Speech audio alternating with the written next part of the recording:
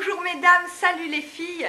Vidéo relooking, comment savoir si votre colorimétrie est celle de l'automne. Si la couleur de vos cheveux naturels se trouve dans la gamme des châtains cuivrés ou dorés plutôt foncés, ou qu'ils sont auburn, acajou, blond vénitien, roux foncé, et que vos yeux sont noisettes, marron foncé, vert clair ou foncé, que vous avez la peau un peu mate ou dorée, alors vous êtes automne. Pour ma part, je suis également automne. Alors, on dit des femmes automne qu'elles sont de vraies personnalités fascinantes par les multifacettes dont elles ont le secret. Plutôt sympa cette définition. Dis donc, t'arrêtes de te la raconter, toi? Oh la meuf, comment elle se la donne. De toute façon, ce que tu dis, ça nous sert à rien. Pourquoi tu lui dis ça? Tu te sens insipide, alors t'essayes de la rabaisser? T'inquiète pas, heureusement pour moi, ce genre de réflexion, ça me passe carrément au-dessus. Ça va pas te dire ça? Les facettes, c'est nous. Tu te rends compte que t'es tellement hargneux que tu n'as même pas vu que c'était un compliment. C'est pas de ma faute, à moi, si je suis comme ça, j'ai pas le temps de m'occuper de moi. Elle se la pète pas, mais toi, tu dois péter un coup. Alors, va faire du sport, peut-être que ça ira mieux. Ok, je vais essayer d'évoluer, je vais voir si vous avez raison. Oh, on se calme là, allez, on reprend. Les automnes célèbres pour se situer sont Cindy Crawford, Julia Roberts, Victoria April et j'en passe.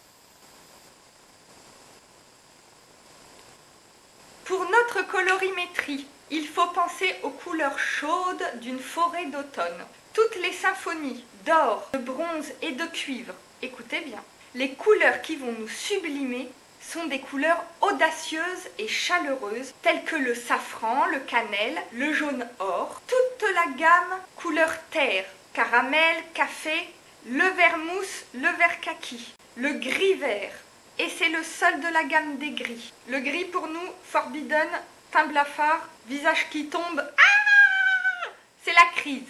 On peut porter du bleu, mais il y a une seule teinte de bleu, c'est le bleu canard parce qu'il tire vers le vert.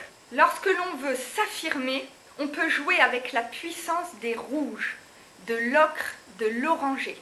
Le rouge orangé comme ceci sera le rouge qui nous ira le mieux. On peut porter du brique, du vermillon.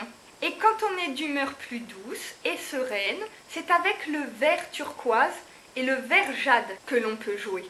Avec les teintes comme le miel, le pain d'épices, tous les beiges, les crus ou le saumon, c'est la carte classique de notre personnalité, et un petit peu plus sage, qui sera mise en valeur.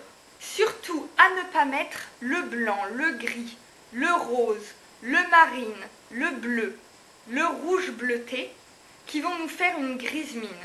Et aussi le noir. Alors, si on veut quand même porter du noir, puisque c'est quand même une couleur un peu mystérieuse et chic, on doit absolument associer vers notre visage une couleur de notre colorimétrie, avec un snood, un foulard, un gros collier, les boucles d'oreilles, etc.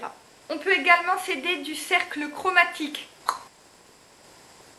pour porter une des couleurs qui n'est pas de notre colorimétrie, mais que nous avons dans notre armoire ou que nous apprécions tout particulièrement. On utilise ce cercle pour trouver sa couleur complémentaire qui va raviver la luminosité, qui sera bénéfique pour notre visage.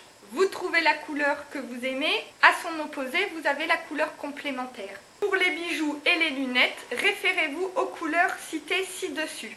Par rapport au maquillage, suivez la colorimétrie, mais je vous conseille d'aller voir le lien ci-dessus avec tous les ouvrages conseillés.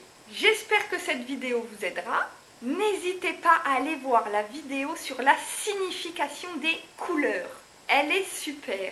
J'espère que cette vidéo vous aidera à prendre encore mieux soin de vous.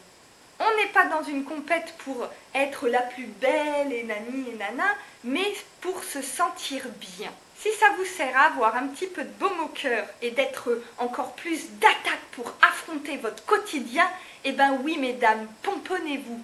C'est pas parce qu'on assume le fait d'être une femme et qu'on se fait un petit peu jolie que l'on n'a rien dans le crâne. Au contraire, usez-en, abusez-en. C'est dur d'être une femme, mais quand on s'assume, qu'est-ce que c'est bon! Alors il faut que ça bouge!